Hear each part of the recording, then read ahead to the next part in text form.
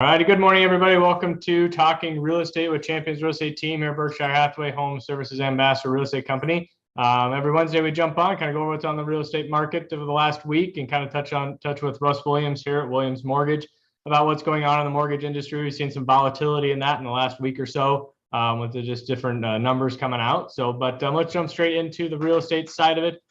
Still seeing some fairly good activity. Higher than what we had last week. So we had 453 new listings go live this last week. The graphic will pull up for you. Last week we were about 259, I think is where we were at last week, which was the holiday weekend.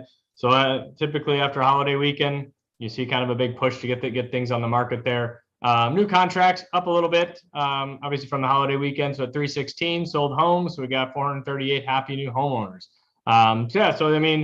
For those buyers that are out there looking, we're still seeing those homes come on the market. We're seeing a pretty healthy market, I think, right now. Not necessarily as crazy as the intensity as what we were seeing in the summer and the spring in that regard. So let's jump in, look at the kind of 30,000-foot view of what's going on in the Omaha and Lincoln MLS. So just 26 houses on the active market for your viewing pleasure. Narrowing that down in the Omaha metro area, just over 1,350. Homes to look at. Douglas and Sarpy County existing homes, 570. I kind of, chuckle that thing was bound to 200, 190 homes, back in February and March of the beginning of this year. So we've seen obviously a lot of homes come on the market, and new construction kind of right on that 780, 775 is where we've been kind of hovering through that standpoint of it. I've met with a couple builders this last week with some clients, and they're still seeing pretty good activity on it. It's not crazy, but a lot of them don't necessarily have the model homes to go take a look at because those spec homes have been selling fairly quickly, still a little bit, but there's still good opportunity for that new construction side of it. And then 1.4 months supply of inventory. Our average sold price hasn't changed much over the week to week. But I did, I was talking to builders. We were talking, I think, a couple weeks ago about new construction and pricing. And one of the builders was telling me there's, kind of not a concrete supply chain thing going with the Portland that goes into the concrete. And he was telling me his foundation guy that's pouring the foundations, he's only limited. They're only allowing him to essentially pour one foundation a day for him. So, if he's working for a couple of different builders, you got to kind of align that. So that's one of those things that we will see. It's, lumber's back to kind of a little more reasonable price where it's been, and PVC's up. I think he was saying 400% over the last year. So, there's still a lot of volatility in the new construction side of it, from the materials and all that good stuff. So it's not one thing, it's another. And I know, Russ, before we got jumped on here, we were kind of talking, I guess, on Friday, the railroads, employees may go on strike. So that's going to be another thing potentially that we're going to have hurdles come over. So if you are thinking of new construction, the time frame that most builders are right now, about 12 months, give or take, depending on how many houses that particular builder is building in a year. So that may, just be flexible. Ultimately it's out of the builder's control sometimes, and ultimately us as agents, as we're trying to, all the spokes in the wheel that we're trying to keep that bike going down the road as smoothly as possible. Whether you're having to sell a house to get into that new construction home, or things of that sort, that we're all trying to line it up. And, if a buyer's buying your house, they, and they have to understand potentially that seller's still waiting for that new construction. So just being flexible out there and everyone working together in that process. So those are some things that we're seeing kind of on the new construction side of it. Existing market, I think it's still a great, strong market out there, not as intense as what we're seeing. And that, in the houses that are, well done, you're still seeing a couple multiple offers out there, maybe not the 10, 15 you've been seeing earlier in the year and that sort. So, but anyways, I guess we'll jump in here with Russ Williams, kind of see what's going on in the mortgage side of it. I know rates have been kind of at their highest point, I believe, in the most recently. So I guess, Russ, what are we kind of seeing? I know there's been a bunch of data coming out, the CPI and all that kind of data. So you're more the expert on the data side. Yeah, Mark, as you mentioned, rates are the highest we've seen since 2008. And as we've talked about for several weeks here on your podcast here, Mark, that we were expecting the first 2 weeks of September would be very active, and that's absolutely what we've got. The producer price index came out today. The consumer price index came out yesterday, and yesterday's was a bit of a shocker. They were expecting that month over month inflation would be down a little bit, and it was up just a little bit. And that was a surprise to the markets, threw everybody off. So what that has done is, as we talked about in previous weeks, next week the Fed will be meeting to discuss and determine what they want to do with short-term rates. And at this point in time, the Fed, or the markets, I should say, are pricing in an 80% chance of a 0.75% rise in short-term rates, and maybe as much as 100 basis points, 2% of the market is expecting that. So what that means is the Fed knows they still have some work. Having said that, between now and next week, there's probably going to be quite a bit of volatility. The market is just very unsettled right now. As you'd mentioned, that potential railroad strike that could hit on Friday if they don't come to an agreement could cost the U.S. economy between $2 and $3 billion per day, and that's not going to help the supply chain issues that we're running into.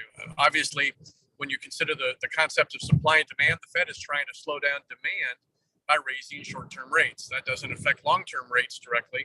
In fact, they can sometimes move in opposite directions. But the supply side is another issue. And if we do have a strike, hopefully it doesn't last long, because that could further disrupt your ability to get goods and services and push those price of goods and services even higher.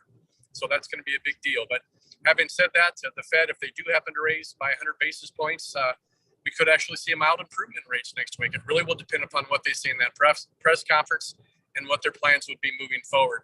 Given that inflation did come in a little bit above expectations yesterday on the month-over-month report, there is a chance those following meetings could be larger hikes as well.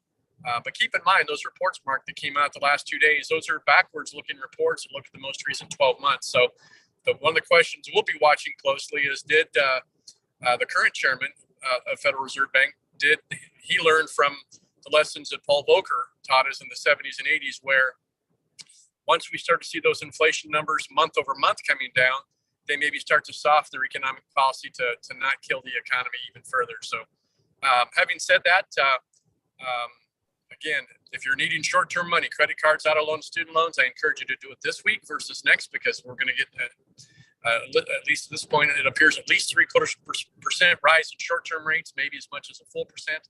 But mortgages will be volatile here for a week or so, but we'll be watching very closely the first week of October to see what that jobs report does, because that will to a great extent determine whether or not we have a recession and when and how soon we might see interest rates coming back down, Mark.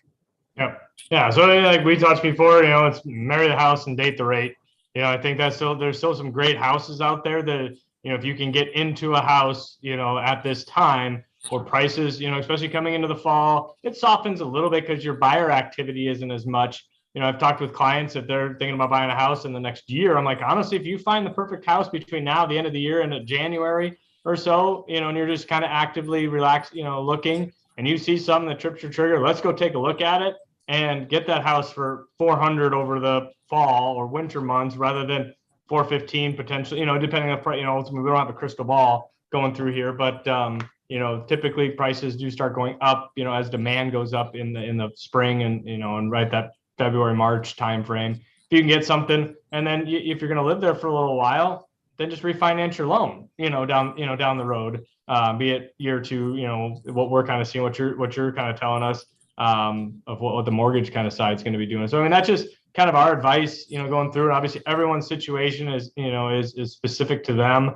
And we're happy to sit down and meet with you via Zoom, person, just over the phone, kind of give you a rundown of what we see, and just get my goal is to give you as much information as possible so that you can figure out, does it make sense to buy now, buy later? What are the pros? What are the cons? Because ultimately for every, $1,000 you go up or down in price, it affects your house payment by about $5 a month. So if you're like, well, I want to save a couple $1,000s more, before I buy a house. Well, you're saving $5,000. It's only going to save you $25 a month. Or if that price is going up higher, and the interest rate's going up and the price is going up, that's going to affect your monthly payment more than you trying to save an extra $5,000 for that example, $25 a month. So it's kind of like jump on the boat, get in, and ride the waves through it, and then potentially, refinance down the road and save yourself probably more than $25 a month potentially on that monthly payment versus, refinancing or paying a higher purchase price in that regard. So those are all just things that there's a lot of different spokes in the wheel, and our job is just to help you ride it down the street as smooth as we can. So, but jumped on a little early today. Got some appointments and stuff over the lunch hour and things going through here. So, but appreciate everyone. And we will chat with you next week. And Russ, appreciate you jumping on again. And yeah, if anyone has any questions, just give Russ a holler from the mortgage side of it. And if you have any real estate, questions or investment questions for real estate investing, give us a holler, 402-672-7670, 290-8936 for Russ. And we will talk to you guys later. Appreciate it.